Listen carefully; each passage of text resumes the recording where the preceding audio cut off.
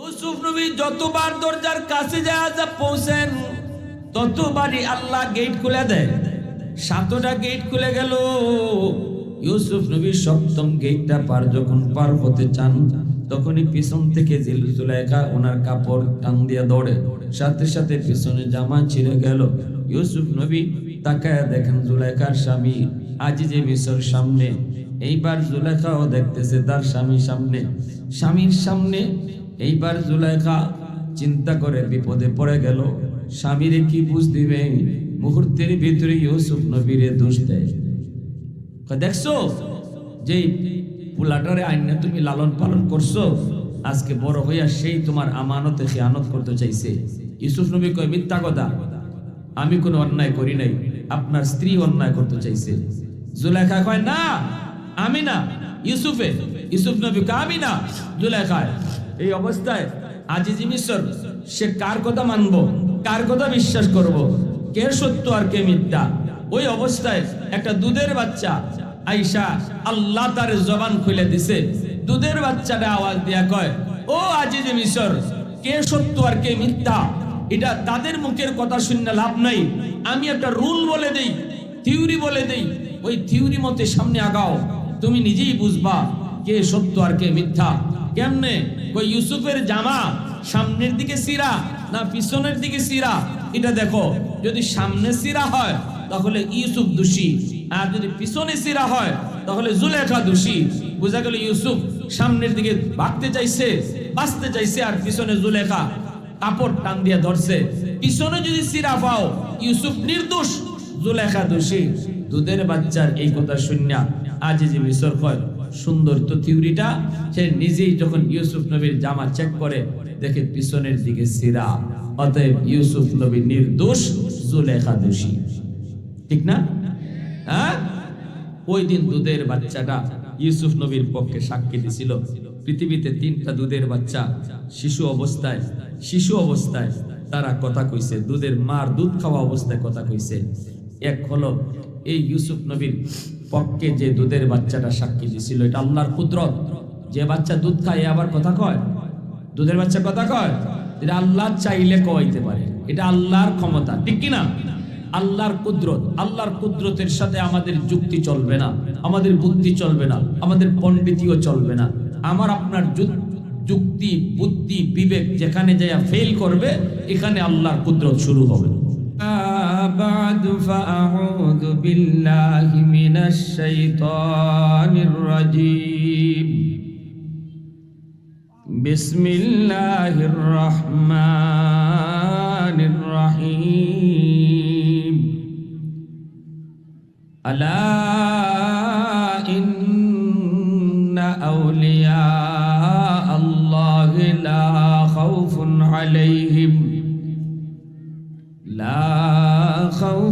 عليهم ولا هم يحزنون الذين آمنوا وكانوا يتقون صدق الله مولانا العظيم وصدق رسوله النبي الكريم ऐ हबीबे किबरिया तुम पर सलाम, ऐ हमारे दिल रुबा तुम पर सलाम। दिल सदा कहता रहा तुम पर सलाम, ऐ हबीबे किबरिया तुम पर सलाम। मस्जिदे अक़सा में जुमला अंबिया,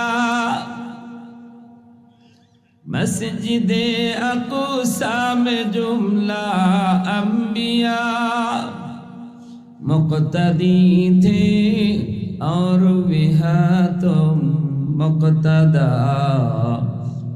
मुक़्तदी थे और विहा तुम मुक़्तदा। ऐ हबीबे किबरिया तुम पर सलाम, दिल सदा कहता रहा तुम पर सलाम। मोहब्बतेर साथे जबान खुले अल्प समय जिकिर करी। রাজি আছি সবাই ইনশাআল্লাহ? এই যুবক ভাইরা একটু আওয়াজ দিয়ে বলো, জিকির করা যাবে ইনশাআল্লাহ?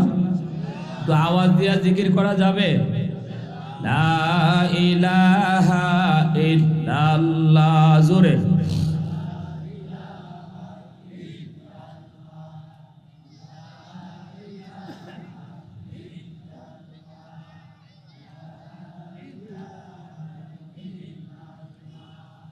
লা ইলাহা ইল্লাল্লাহ, জোরে।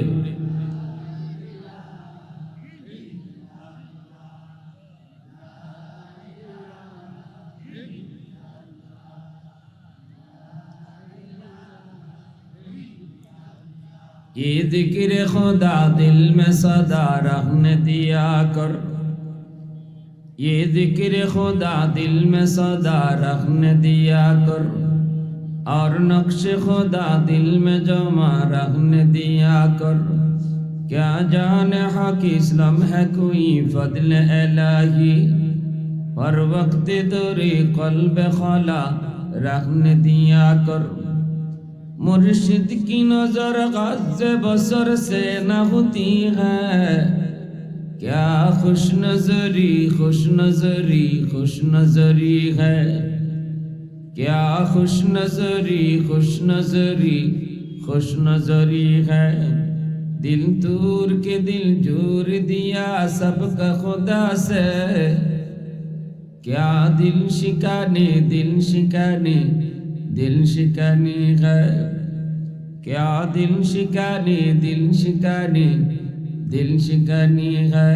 ला इलाहा इल्लल्लाह, जुरे। ला इलाहा इल्लल्लाह मुहम्मदुर रसूलुल्लाह, जुरे सुरे बोले सल्लल्लाहु अलैहि वसल्लम।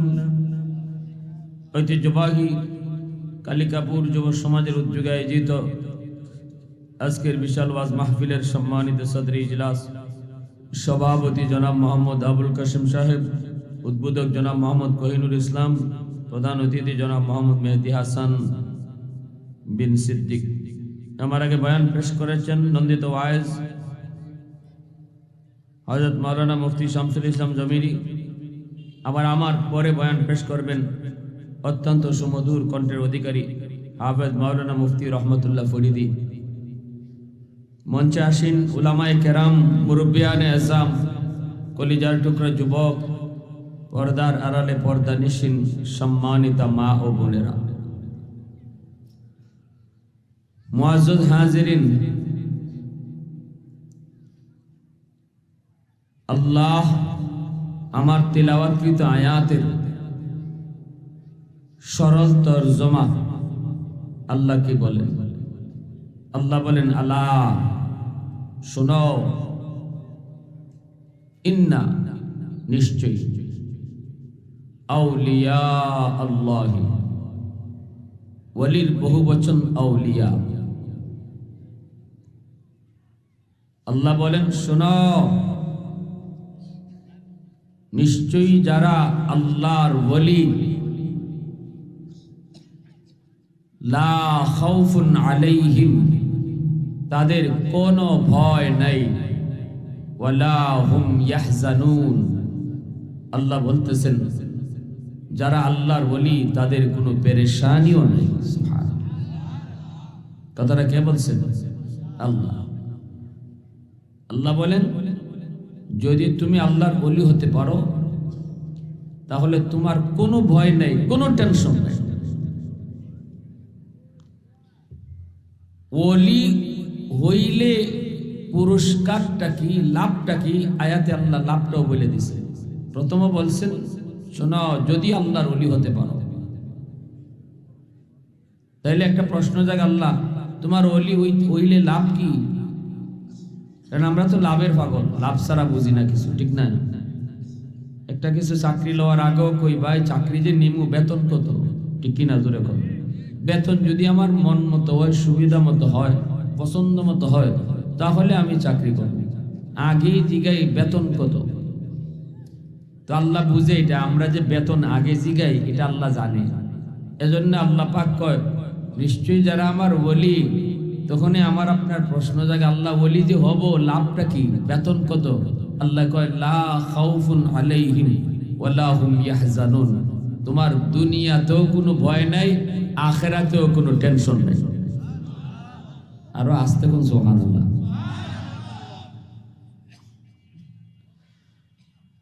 এবার আমি আপনি যখন আল্লাহকে প্রশ্ন করলাম মালিক,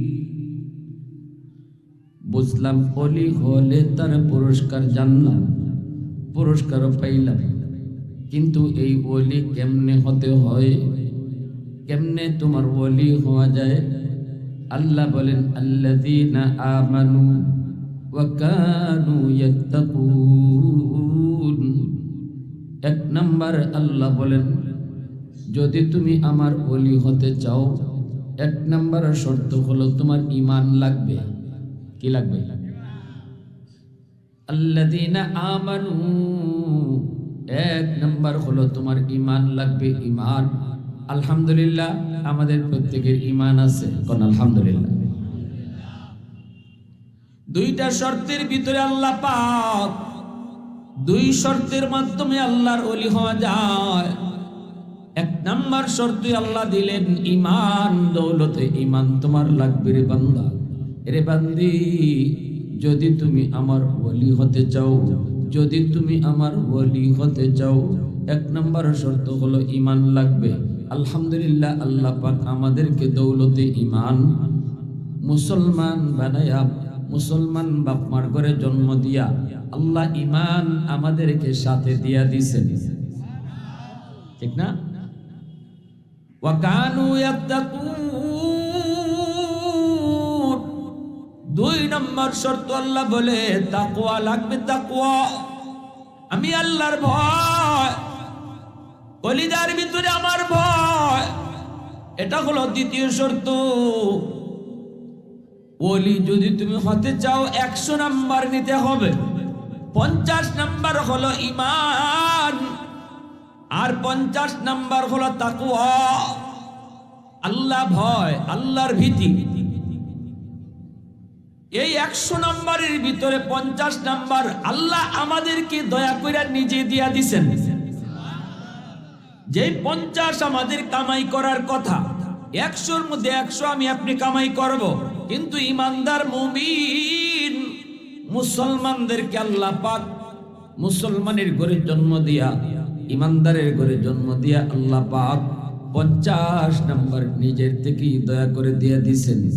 আর শুধু আল্লাহ বলছেন বান্দারে তুই শুধু 50 নাম্বার কামাই করো, 100 নাম্বারের ভিতরে 50 নাম্বার আমি তোরে দিয়া দিছি, তুই শুধু 50 নাম্বার কামাই করে নিয়ে আসো, তাহলে তোমার নাম লেখা হবে ওলির দফতরে। আল্লাহু আকবার, জোরে বল। নাম তোমার উঠে যাবে ওলির দফতরে। দুনিয়াতেও তোমার কোনো ভয় নাই, আখিরাতেও তোমার কোনো টেনশন নাই। আল্লাহু আকবার, আরো জোরে আল্লাহু আকবার। প্রশংসা করব কার? একটু জোরে বলেন না, কার? ওয়াহদাত কি হিফাজত নেহি বেকুওয়াতে বাজু, वहदत की हिफाजत नहीं बेकुवत बाजू, आती नहीं कुछ काम हाक़ खुदा दा, आती नहीं कुछ काम हाक़ खुदा दा। ऐ मर्द खुदा तुझको क़ुव्वत नहीं हासिल, जा बैठ किसी गार में अल्लाह को कर याद, ये सच है कि बातिल की तरफदार नहीं हम, गद्दार न समझो गम गद्दार नहीं हाँ, फूलों की तरह नरम मिजाज अपना है नजर, हम तीरी नहीं नेज़ा व तलवार नहीं हाँ, हम तीरी नहीं नेज़ा व तलवार नहीं हाँ। মুসলমানের আওয়াজে বলেন আল্লাহু আকবার, আর একটু জোরে বলেন আল্লাহু আকবার। এজন্য আল্লাহ পাক রব্বুল আলামিন বলতেছে, বান্দা তুমি ওলি হও। আল্লাহ ওলি হলে লাভ কি? আল্লাহ কয় দুনিয়াতেও কোনো ভয় নাই, পেরেশানি তোমার আখিরাতেও নাই। এবার যদি প্রশ্ন করি মালিক তাহলে ওলি কেমনে হতে হয়? আল্লাহ বলেন দুইটা আমলের মাধ্যমে, দুইটা প্রশ্নের উত্তর দিয়ে 100 নাম্বার কামাই করলে তুমি বলি। এরপর আল্লাহ কয় বান্দা শুন, তুই যদি মুমিন হও, তুমি যদি মুসলমানের ঘরে জন্ম নিয়ে থাকো, তাহলে আমি আল্লাহ তোমাকে নিজের থেকেই 50 নাম্বার দিয়ে দিছি। তুমি শুধু নিজে এখন 50 নাম্বার কামাই করবা। আল্লাহ ওয়াকানু ইয়াত্তাকুন, তাকওয়ার দৌলত, তাকওয়ার দৌলত আমি আল্লাহর ভয়। কেউ দেখে না, দেখেন আমার আল্লাহ। রাতের অন্ধকারে কেউ না দেখলেও দেখেন আমার আল্লাহ। এর নাম আল্লাহর ভয়, ঠিক কিনা জোরে বলে? দরজা বন্ধ করেছি, কেউ দেখে না, দেখেন কে? জুলাইখা ইউসুফ নবীকে 7টা গেটের ভিতরে ঢুকাইলো, দরজাগুলি তালা দিয়া দিল জুলাইখা। সবগুলি গেটে বড় বড় তালা, চাবি জুলাইখার পেছে, জুলাইখার হাতে চাবি। 7 গেটের ভিতরে ইউসুফ নবীকে নিয়ে ঢুকায়। এরপরে ডাক দেয়া কই, ইউসুফ আমার মনের ইচ্ছা পূরণ করো। ইউসুফ নবী কয় মাআযাল্লাহ, আমি আমার আল্লাহকে ভয় পাই। আল্লাহু আকবার, জোরে কর না। জুলাইখা কয় ইউসুফ মনের ইচ্ছা পূরণ করো। ইউসুফ নবী কয় আমি আমার আল্লাহরে ডরাই। জুলাইখা কয় না, দরজা বন্ধ, আল্লাহ দেখবে না। ইউসুফ নবী কয় না, দরজা বন্ধ থাকলেও আমার আল্লাহ দেখে। ঠিক কিনা জোরে বলে? জুলাইখা তখন মূর্তির পূজা করত। শোকেসের উপরে একটা ছোট্ট মূর্তি জুলাইখা সাজায়া সাজায়া দেবতারে রাখতো আর দেবতার পূজা করত। ইউসুফ নবী যখন বলছেন আমার আল্লাহরে আমি ডরাই, আমার আল্লাহ সর্ব জায়গায় দেখে, তখনই জুলাইখা ওই দেবতার মুখটা কাপড় দিয়ে ঢেকে ফেললো। এইটা বলতেছি ইউসুফ, এই যে দেখো আমি দেবতার মুখ ঢেকে ফেলেছি, এই যে দেখো ভগবানের মুখ ঢেকে ফেলেছি, আর তোমার আমার এই অন্যায় দেখবে না। ইউসুফ নবী কয় জুলাইখা তুমি তোমার দেবতার মুখ ডাকতে পারো, তুমি তোমার ভগবানের মুখ কাপড় দিয়ে ডাকলি ভগবানে দেখে না, এটা হলো তোমার খোদা। কিন্তু আমি যার খোদা, আমি যারে খোদা কই, আমার খোদার মুখ কাপড় দিয়া ডাকলেও কোনোদিন ডাকা যায় না। ঠিক না? এ জুলাইখা না, আমি যার গোলামি করি, মালিকের চেহারা কখনো কাপড় দিয়া ডাকলে ডাকা হয় না। জুলাইখার সাথে সাথে ইউসুফ নবীর দিকে সামনে আগায়। ইউসুফ নবী তখন আল্লাহর কাছে কয় আল্লাহ কেমনে বের হব? আল্লাহ দরজা তো তালা লাগানো, ও মালিক সবগুলি গেটে তালা ঝুলানো, কেমনে আমি বের হই? আল্লাহ পাক রব্বুল আলামিন অন্তরের ভিতরে আল্লাহ পাক জানায় দিলেন, ইউসুফ শক্তি সামর্থ্য তোমার যতদূর আছে এতদূর তুমি করো। দৌড় দিয়া দরজা পর্যন্ত যাওয়া তোমার কাম, দরজা পর্যন্ত পৌঁছা তোমার কাম, তালা খুলে দেওয়া আমি আল্লাহর কাম। আর একটু আস্তে সুবহানাল্লাহ। দরজা পর্যন্ত যাওয়া আমার কাম। ওয়াল্লাযীনা জাহাদু ফীনা লানাহদিয়ান্নাহুম সুবুলানা ওয়া ইন্নাল্লাহা লামাআল মুহসিনিন।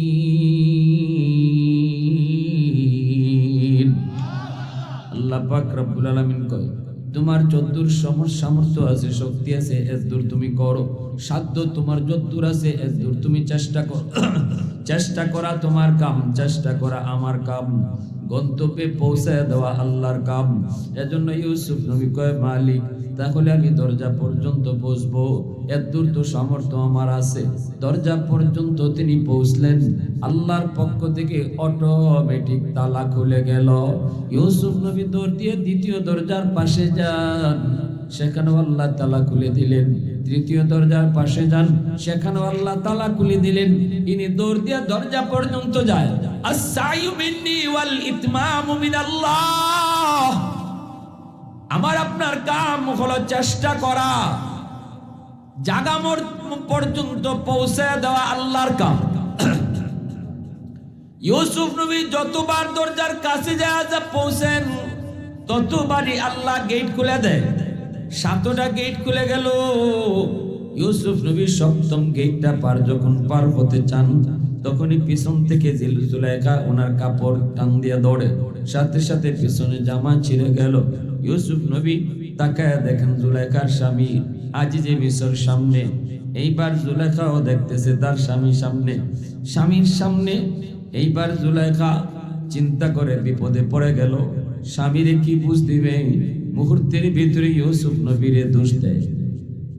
দেখছো যে পুলাটারে আইনা তুমি লালন পালন করছো, আজকে বড় হইয়া সেই তোমার আমানতে খেয়ানত করতে চাইছে।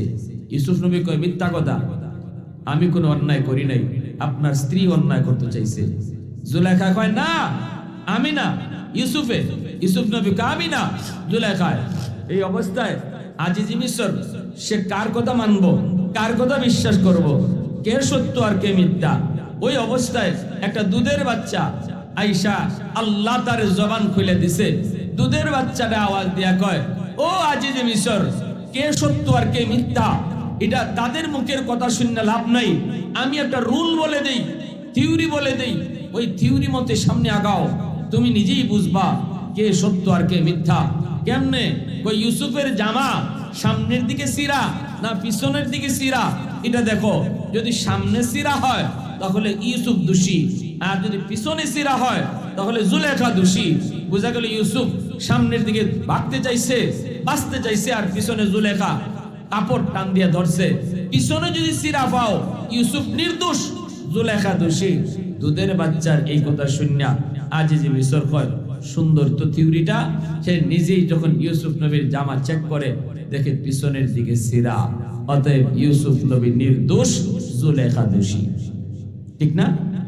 হ্যাঁ, ওই দিন দুধের বাচ্চাটা ইউসুফ নবীর পক্ষে সাক্ষী দিছিল। পৃথিবীতে 3টা দুধের বাচ্চা শিশু অবস্থায় তারা কথা কইছে, দুধের মার দুধ খাওয়া অবস্থায় কথা কইছে। এক হলো এই ইউসুফ নবীর পক্ষে যে দুধের বাচ্চাটা সাক্ষী দিছিল, এটা আল্লাহর কুদরত। যে বাচ্চা দুধ খায় আবার কথা কয়, দুধের বাচ্চা কথা কয়, এটা আল্লাহ চাইলে কইতে পারে, এটা আল্লাহর ক্ষমতা। ঠিক কিনা? আল্লাহর কুদরত। আল্লাহর কুদরতের সাথে আমাদের যুক্তি চলবে না, আমাদের বুদ্ধি চলবে না, আমাদের পণ্ডিতিও চলবে না। আমার আপনার যুক্তি, বুদ্ধি, বিবেক যেখানে যাইয়া ফেল করবে, এখানে আল্লাহর কুদরত শুরু হবে। ঠিক কিনা ভাই? আরো জোরে বলেন। এত লম্বা সফর আমি আল্লাহ করাইলাম, অল্প সময়ের ভিতরে তোমরা এটা বুঝবা না, তোমাদের যুক্তি তো আসবে না, তোমাদের বুদ্ধি তো আসবে না। এজন্যই তোমরা এই ঘটনা আমি তোমাদেরকে শোনানোর আগে সুবহানাল্লাহ শব্দটা তোমরা পড়ো। কারণ সুবহানাল্লাহ শব্দ আল্লাহ আমাদের মুখ দিয়া পড়াইয়া এরপরে আল্লাহ পাক নবীর সফরের কাহিনী শুনাইছে। কারণ অল্প সময়ের ভিতরে এত লম্বা সফর কোন মানুষের বুদ্ধিতে আর বিবেকে কোনোদিন ধরবে না। সুবহানাল্লাযী আসরা বিআবদিহি লাইলাম মিনাল মাসজিদিল হারাম ইলাল মাসজিদিল আকসা। আল্লাহ কো দুনিয়ার মানুষ, এখন আমি আল্লাহ তোমাদের সামনে আমার বন্ধুর একটা ঐতিহাসিক সফর শোনাবো, ভ্রমণ কাহিনী শোনাবো। ওই ভ্রমণ কাহিনী তোমাদের বুদ্ধিতে আসবে না, তোমাদের বিবেকে আসবে না, তোমাদের যুক্তিতেও ধরবে না। ধরার কারণ হলো এটা আমি আল্লাহর কুদরত, এটা শুধু আমার কুদরত, আমি শুধু পারি, মানুষের পক্ষে এটা সম্ভব না। এজন্য ঘটনা আমি তোমাদেরকে শোনাবো, পরে আগে সুবহানাল্লাহ শব্দ বলো। সুবহানাল্লাহ। মেরাজের ঘটনা আল্লাহ শুনাইবেন। সুবহানাল্লাযী আসরা কইয়া কেন শুরু করলেন? তাফসীরের কিতাবে লিখছেন, আল্লাহ তো শুরু করবেন আসরা বিআবদিহি লাইলাম মিনাল মাসজিদিল হারাম ইলাল মাসজিদিল আকসা। আমি আমার হাবিবকে মসজিদ বাইতুল্লাহ থেকে মসজিদে আকসায় সফর করাইছি। সুবহানাল্লাহ কেন কওয়ান? আল্লাহ এজন্য কইছে দুনিয়ার মানুষ আগেই সুবহানাল্লাহ কও, কারণ এটা এমন এক ভ্রমণ কাহিনী, এটা তোমাদের বুদ্ধিতে আসবে না, তোমাদের ব্রেইন হ্যাং মারবে। অতএব সবার আগে সুবহানাল্লাহ বলো, সুবহানাল্লাহ, আরো জোরে সুবহানাল্লাহ। ইউসুফ আলাইহিস সালামের পক্ষেও এই দুধের বাচ্চাটা যখন সাক্ষী দিছে, দুধের বাচ্চাটার সাক্ষী এই হলো একটা দুধের বাচ্চার সাক্ষী, আরেকটা দুধের বাচ্চা হলো আরেকটা দুধের বাচ্চা হযরত মরিয়ম আলাইহিস সালামের সন্তান হযরত ঈসা আলাইহিস সালাম। ঈসা আলাইহিস সালাম যখন মার গর্ভ থেকে দুনিয়াতে আসলেন, তখন তো ঈসা আলাইহিস সালামের তো বাবা নাই, ঈসা আলাইহিস সালামের মা আছে, ঈসা আলাইহিস সালামের বাপ নাই। ঠিক কিনা জোরে বলেন? বাপ ছাড়া আল্লাহ সন্তান জন্ম দিয়েছেন কারে? ঈসা নবীরে। জোরে কোন না কেন? এগুলা ইসলামের বেসিক নলেজ, এগুলা যদি আমাদের জানা না থাকে তো জানমুটা কি? ইসলামের বেসিক নলেজ। বাপ ছাড়া সন্তান জন্ম দিয়েছেন কোন নবীরে? পিছনে ভাইরা আওয়াজে দেয় না, কথাও কয় না। মাইকের সেটিংটাও খুব বাজে সেটিং হয়েছে, মাইকটা জানি না কি জাত সেটিং হয়েছে, অনেক কষ্ট হইতেছে আমার কথা বলতে। এগুলা কোন মাইকের সেটিং এ জাত হয় না। কথা আমি কই দিছি আমি নিজেও বুঝতেছি না কথা কই দিছি। যাই হোক, এরপর আমি মাইক নিয়ে কোনো জায়গায় বেশি কথাবার্তা কই না, যা পাই আলহামদুলিল্লাহ এটার উপরে কথা চলে। এইবার আপনাদের কপাল আর আমার কপাল, এর বেশি কিছু করার নাই। ঠিক কিনা জোরে বলেন? যা হওয়ার হয়ে গেছে, ওই ভালো হইব নাইলে খারাপ হইব, কপাল, আর কিছু করার নাই। যে কথা শুনতেছিল বলেন, আমার কথা বলেন।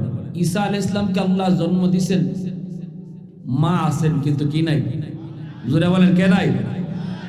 ঈসা আলাইহিস সালাম যখন মার গর্ভ থেকে দুনিয়া আসলেন, মরিয়ম আলাইহিস সালাম যখন বাচ্চা নিয়ে আসবেন, মরিয়ম কইতেছে, আল্লাহ আমারে যে স্বামী ছাড়া বাচ্চা দিছো, এই বাচ্চা লই আমি এখন বউমের কাছে যাইমু কি কইরা?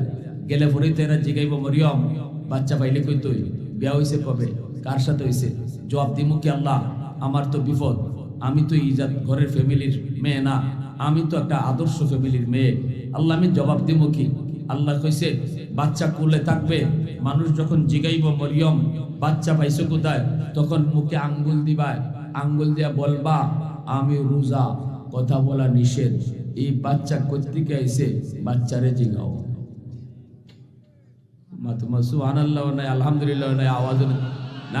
সকালবেলা নাস্তা করে সুবহানাল্লাহ করবেন, সকালে নাস্তা করেই কইেন আলহামদুলিল্লাহ। কি ভাই রুহা করবেন তো রাজি আছেন ইনশাআল্লাহ? মরিয়ম আলাইহিস সালামকে যখন এলাকার মানুষেরা জিগায় মরিয়ম বাচ্চা পাইছে কই, মরিয়ম আলাইহিস সালাম কয় এইদিকে ইশারা দেয়, ফাশারাত ইলাইহি, ইশারা দিয়া কয় বাচ্চারে জিগাও। এরা কই এটা কেমন কথা? দুধের বাচ্চারে জিগাইতাম এই বাচ্চা কোত্থেকে আইছে, তারপরও জিগাইছে। আল্লাহ ঈসা আলাইহিস সালামের জবান খুলে দিছে, মার খুলে থেকে এই যে দুধের বাচ্চা। ঈসা আলাইহিস সালাম কি কয়? ইন্নী আব্দুল্লাহ আতানিয়াল কিতাবা ওয়া জাআলানি নাবিয়্যা, আমি আল্লাহর গোলাম, আল্লাহ আমাকে কিতাব দিয়া পাঠাইছে, নবী বানিয়ে পাঠাইছে। আল্লাহু আকবার, জোরে বলেন। আমার মাকে তোমরা কোনো ধরনের খারাপ কথা বলবা না, আমার মার চরিত্র খারাপ না, আমার মা পুত পবিত্র, আমার মার কোনো দোষ নাই। আল্লাহ আমাকে তার কুদরতে দুনিয়াতে পাঠাইছে বাপ ছাড়া। আল্লাহু আকবার, জোরে বলেন। আরেকটা দুধের বাচ্চার কথা যুবক, বুখারী শরীফ জিলদে সানি, একজন আল্লাহর ওলি, নাম হলো জুরাইজ, জঙ্গলে থাকেন, আল্লাহ আল্লাহ জিকির করেন। আমাদের জমানার না, বনি ইসরাইলের একজন বহুত বড় আল্লাহর ওলি, এই উম্মতে মুহাম্মাদিনা বনি ইসরাইলের একজন ওলি, জঙ্গলের মধ্যে থাকেন, আল্লাহর গোলামি করেন। এই অবস্থায় মা 2 দিন গেল সন্তানের কাছে, যায় দেখে দরজা লাগানো, মা বাহির থেকে ডাক দিয়া কই, বাবা জুরাইজ। জুরাইজ তখন নামাজের মধ্যে মগ্ন, মার ডাক শোনার পরেও তিনি নামাজ ভাঙ্গেন নাই। ইনি মনে মনে ভাবতেছিল নামাজটা শেষ করি, এরপরে দরজা খুলে দেখবো আম্মা কেন আসছে, কেন ডাকে। কিন্তু দরজা খোলার পর তাকায় দেখে মা নাই, মা অপেক্ষা করে বাড়ি চলে গেছে। দ্বিতীয় দিন মা আবারও আসছে, আয়সা দরজার পাশে আয়সা ডাক দেয়, বাবা জুরাইজ। এই দিনও জুরাইজ নামাজের মধ্যে মগ্ন। জুরাইজ তখনও মনে মনে ভাবতেছে নামাজ শেষ করি, তারপরে মার ডাকে জবাব দিব। নামাজ শেষ করে দরজা খুলে তাকায় দেখে মা নাই, মা আবারও চলে গেছে। তৃতীয় দিন আবারও মা আসছে, আয়সা দরজার পাশে ডাক দিছে, বাবা জুরাইজ। ওই দিনও জুরাইজ নামাজে মগ্ন। জুরাইজ মনে মনে ভাবতেছে নামাজ শেষ করে মার ডাকে জবাব দিব, কিন্তু না না, ওই দিন যখন মা যায় তখন মা একটা বদদুয়া দিয়ে যায়। বদদুয়া, মা বদদুয়াটা দিয়েছিল, বাবা 3 দিন আইলা দরজার পাশে দাঁড়ায় দাঁড়ায় তোরে ডাকলাম, কিন্তু তুই দরজায় পাশে ডাকা শোনার পরও, আমার আওয়াজ শোনার পরও তুই দরজা খুললি না। ঠিক আছে, তুই তোর ইবাদত কর, তুই তোর আল্লাহর জিকির কর। আমি মার ডাকে যখন জবাব তুই দিলি না, আল্লাহ যেন তোকে কোনো বেশ্যা নারীর ফান্দে ফালায়। নাউজুবিল্লাহ। এটা মায় বদ্ধ দিয়ে গেছে। কিছুদিন পরেই দেখা গেল, ওই দেখ এই ফুলাটা তার সাথে, এরা ধরো, এরা ধরো, ওই যে খাড়াই রয়েছে ফুলাটা, এরা তো এই লাইটটা আছে, এরা ধরে একবার আমার চোখের মাঝে মারছে। কি আশ্চর্য!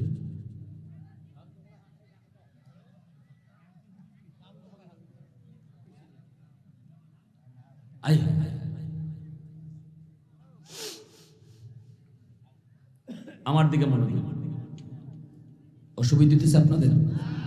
মনোযোগ কার কার আছে একটু দেখান, আল্লাহর হাত উঠে। আল্লাহ কবুল করো, জোরে কোন আমিন। কয়টা শিশু বাচ্চার কথা কইছি? যে 3টা শিশু মার কুলে থেকে কথা কইছে, 2টা শুনছেন। একটা শুনছেন কোনটা? ইউসুফ নবীর সাক্ষী যে বাচ্চাটা দিছে। আরেকটা বাচ্চার কথা শুনছেন, ঈসা নবীর কথা। আরেকটা 3 নাম্বার বাচ্চা শুনবার ইচ্ছা আছে আপনাদের? কার কার একটু হাত ধরে আল্লাহকে আবার দেখান। আল্লাহ কবুল করো, জোরে কোন আমিন। লিল্লাহি তাকবীর, আরো জোরে লিল্লাহি তাকবীর।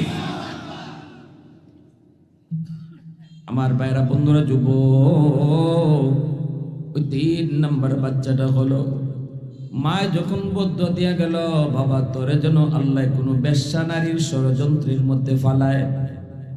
বেশ কিছুদিন পর ওই এলাকার মধ্যে একটা মেয়ে অবৈধভাবে মেলামেশার পর একটা বাচ্চা পেটে আসে। এই বাচ্চা গর্ভপাত হয়। মানুষেরা যখন জিজ্ঞেস করি তোর বাচ্চা আসলো কোত্থেকে, তোর তো বিয়ে হয় নাই, সাথে সাথে মেয়েটাই কয় আমার বাচ্চার বাপ হইল ওই যে জঙ্গলের মধ্যে আল্লাহ আল্লাহ জিকির করে তোমাদের ফির, এই ফিসাব হলো আমার বাচ্চার বাপ। নাউজুবিল্লাহ। জোরে কর। সত্য কইছে না মিছা কইছে? জোরে কর। সমাজে, আমাদের সমাজে এমন মিছা কাম চলে কি চলে না? দোষ করে একজনে আর ফালায় আরেকজনের উপরে, ঠিক কিনা? হ্যাঁ, খুন করে একজনে আর লাশ নিয়ে রাখে আরেকজনের বাড়ির সামনে। এমন আসেনি না? নাই? আগুন লাগছে শেরপুর, পানি দেয় ফরিদপুর। মার্ডার হইছে শেরপুর, সাক্ষী দেয় ফরিদপুরের লোকে। আসেনি না? নাই? এখনের যুগে তো সাক্ষী কিনতে পাওয়া যায়। কোর্টের সামনে বহু সাক্ষী ঘুরে, কোর্টের সামনে, আদালতের সামনে বহু সাক্ষী ঘুরে, টাকা দিলেই সাক্ষী মিলে। আহা,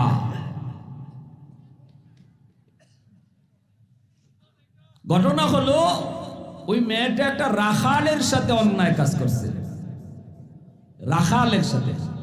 রাখাল বলতেছে এই বাচ্চাটা এখন তোর আমার তো অন্যায় কাজের দ্বারা বাচ্চা হইছে, এখন যদি তোর এই বাচ্চাটার বাপ আমারে কস, তাহলে তোরেও এলাকার মানুষে মারবো, আমারেও হত্যা করব, কারণ আমরা নিরীহ মানুষ, ছোটখাটো গরিব মানুষ।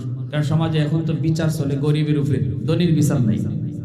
চেয়ারম্যানের ফুলা ডাকাতি করলেও বিচার নাই, আর রিক্সাওয়ালার ফুলায় যদি একটা লাউ চুরি করে তাও আটকানো, ঠিক কিনা? জানি না আপনাদের এলাকার হালত কি। আবার চেয়ারম্যান সাহেব রাগ করে আমার উপরে। আপনাদের চেয়ারম্যান সাহেবের কথা কই না, আমাদের সিলেটে এইরকম চলে, যারা সমাজের ক্ষমতাশীল গোষ্ঠী বড়, লোক বড়, টাকা বেশি, হ্যাঁ, বিচারও বসলে পরে হে অন্যায় করলো কেউ অন্যায় তারে কয় না, তার অন্যায় কেউ কইতে রাজি না, কারণ সে বড় মিয়ার ফুত, চেয়ারম্যানের ভাতিজা, এমপি সাহেবের হালা, ঠিক কিনা জোরে কও? এমপি সাহেবের শালার ঘরের ভাতিজার ঘরের দুলাভাই, কোনোভাবে কোন একটা লত লাগাই থাকলেও তার বিচার নাই। আর বিচারক এখন সব হইল দুর্বলের উপরে বিচার। ওই হেও একটা বুদ্ধি বাইর করছে রাখালে, এখন যদি তুই মানুষকে বলো যে আমি এই বাচ্চার বাপ, তাহলে তুইও দুর্বল আমিও দুর্বল, দুইও জন্য জব করব। আর যদি মানুষ জিজ্ঞেস করি বাচ্চার বাপকে, তখন কবি ফিসাব, কারণ এই ফিসাবের সমাজে মহল্লার মাঝে তার অনেক মুরিদান আছে, তার পক্ষে বহু লোক আছে। অতএব ফিসাবের যদি দোষ হয়, তাও ফিসাবের পক্ষে কিছু মানুষ দাঁড়ায় যাইব, এই রাগ পরে বুঝবো, আগে বুঝি আমার হুজুর এটা সত্য না মিথ্যা, দুই দল হয়ে যাইব, তুইও বাঁচবে আমিও বাঁচবো। কেমন বুদ্ধিটা দিছে হ্যাঁ? আর সমাজে আলেম ওলামার প্রতি দোষ দেওয়াটা তো একবারে সহজ ব্যাপার। কিছু মানুষ আলেমদের কাপড় তো সাদা কাপড়, একটু দাগ লাগলেই মাশাআল্লাহ সারছে, তার ওই যে কি কয় না চালনি, আপনারা এটা কি করবেন, চালনি করনি, চালনি ওই যে কি যে চালে যে চালনি কর না, চালনির মধ্যে ছিদ্র কি পরিমাণ আছে, অনেক আছে না। চালনি সুই রে কয় তোর ফুটকি ছিদ্রকে ওইসে নিকা তোর ফাঁসা দিয়ে ছিদ্রকে। আচ্ছা সুইয়ের মাঝে ছিদ্র তো একটা, হের কয়টা? আচ্ছা জোরে কর না, সুইয়ের ছিদ্র কয়টা? চালনির ছিদ্র কয়টা? হে নিজেরটা দেখে না, ওই সুইটা দেখে। আমাদের সমাজে কিছু মানুষ আছে নিজের দোষ কি পরিমাণ খবর নাই, কিন্তু ইমাম সাহেব যদি কিছু করে বা কোন হুজুরের যদি কিছু হয়, সবার আগে আঙ্গুল উঠায়, নিজের দোষ নেই।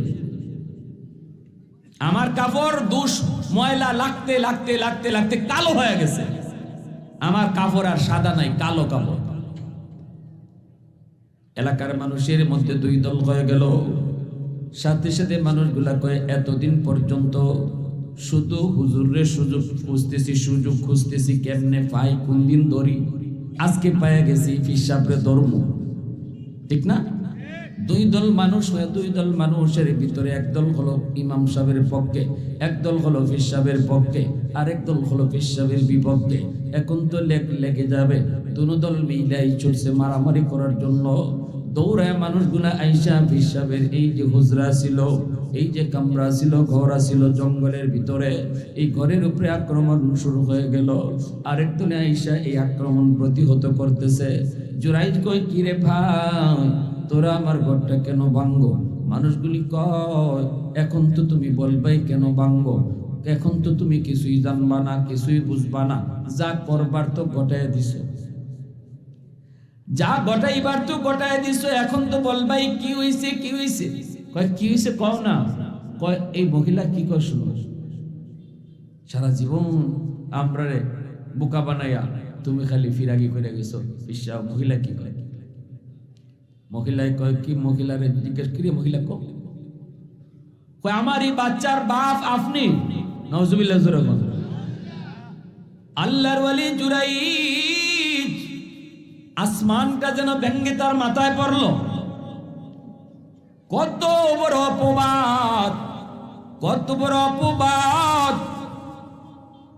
কারণ একজন আলেমের উপরে নবীর একজন নায়েব অথবা নবীর একজন আল্লাহর একজন নবী, সম্মানিত মানুষের সম্মান যদি নষ্ট করতে হয়, একটা নারী কেলেঙ্কারি কোন রকম বাজায় দিলেই সারে, ঠিক কিনা জোরে কর। সম্মানী মানুষের সম্মান নষ্ট করার জন্য নারী কেলেঙ্কারি একটাই যথেষ্ট। এজন্য রে যুবক একটু মন দিয়ে শোনো, মন দিয়ে শোনো। জুরাইজ তখন আল্লাহ কোন পরীক্ষায় তুমি ফালাইছো মালিক, আমি বুঝে গেছি। আমার মা কিন্তু যাওয়ার সময় এরকম একটা বদদুয়া গেছিল, আমার কানে বাজছে, মনে হয় মার বদদুয়াটাই কবুল হয়ে গেছে, ঠিক না? জুরাইজ কয় আল্লাহ ভুল করেছি, ভুল করেছি, মা ডাকে জবাব দেই নাই, আল্লাহ চরম ভুল, আর জীবনে এমন ভুল করবো না। আজ এখনই আমি যাই আমার কাছে মাপ চাইবো, আল্লাহ তুমি আমাকে এই বিপদ থেকে উদ্ধার করো। আল্লাহ তুমি আমাকে বেইজ্জত কইরো না। ইজ্জত দেওয়ার মালিক আল্লাহ, বেইজ্জত করার মালিক কে?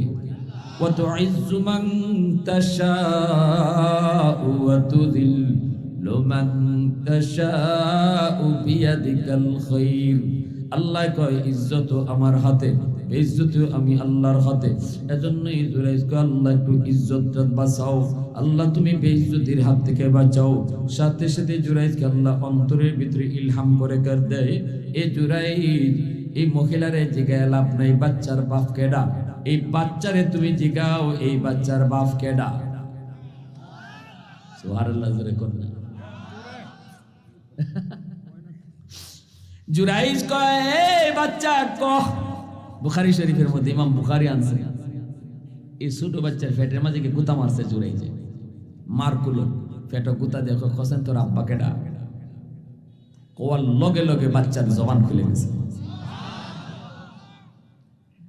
বাচ্চায় কয়ে মানুষেরা শুনো, আমার বাপ হুজুর না, আমার বাপ হলো ওই যে রাখাল, বন্ধ গরু রাখালি করে, এই হলো আমার বাপ। মুহূর্তের ভিতরে মানুষগুলা জুরাইজ আল্লাহর ওলির পা ধইরা মাপ চাইতে লাগলো। আর কয় হুজুর, হুজুর আপনার ঘরটা ভাঙছি, আমরা ভুল করছি হুজুর। একটা দুধের বাচ্চা তার বাপের কথা কয়ে দিছে।